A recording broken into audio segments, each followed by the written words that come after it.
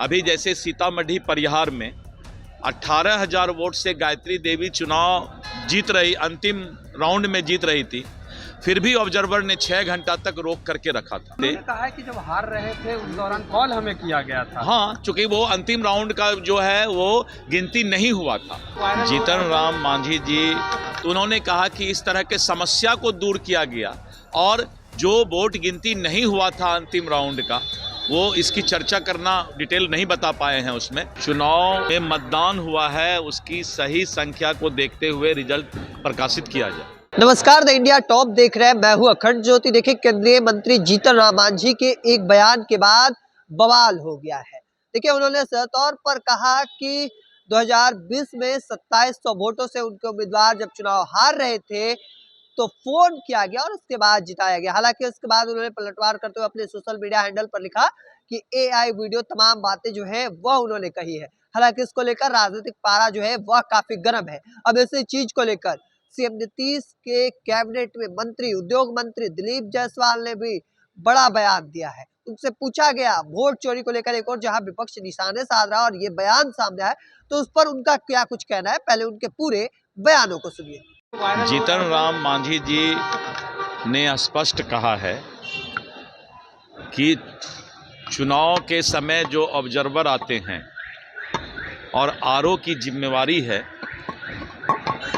कि जो चुनाव में मतदान हुआ है उसकी सही संख्या को देखते हुए रिजल्ट प्रकाशित किया जाए। लेकिन कभी कभी इस तरह होता है, अभी जैसे सीतामढ़ी परिहार में 18,000 वोट से गायत्री देवी चुनाव जीत रही, अंतिम राउंड में जीत रही थी, फिर भी ऑब्जर्वर ने 6 घंटा तक रोक करके रखा था।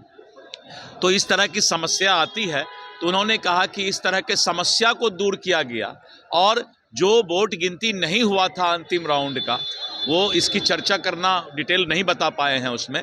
तो उसकी जब गिनती हुई तो हमारे उम्मीदवार उसमें जीते। उन्होंने कहा है कि जब हार रहे थे उस दौरान कॉल हमें किया गया था। हाँ, चूंकि वो अंतिम राउंड का जो है वो गिनती नहीं हुआ था, तो अंतिम राउंड का गिनती हुआ तो उसमें वो चुनाव जीते।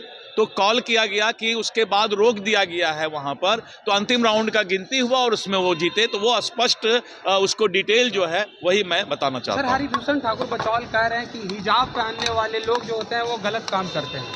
नहीं, ये तो अपना अपना मत है।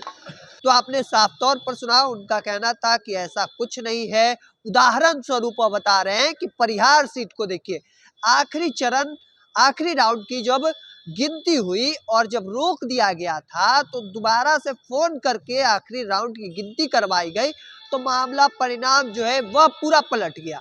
वहां पर गायत्री देवी जो पीछे चल रही थी, वह गायत्री देवी चुनाव जीतने में सफल हो गई थी। तो ऐसे में एक राउंड की भी गिनती जो है, यानी मतगणना, वह काफी महत्वपूर्ण होता है।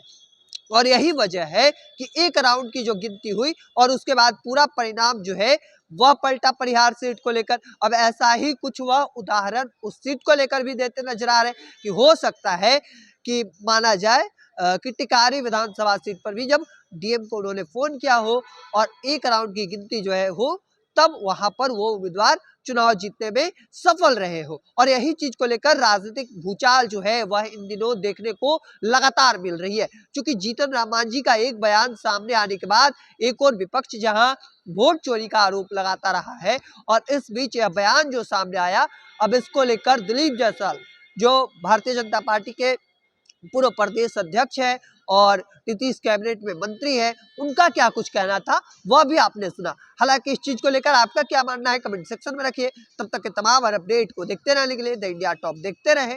धन्यवाद।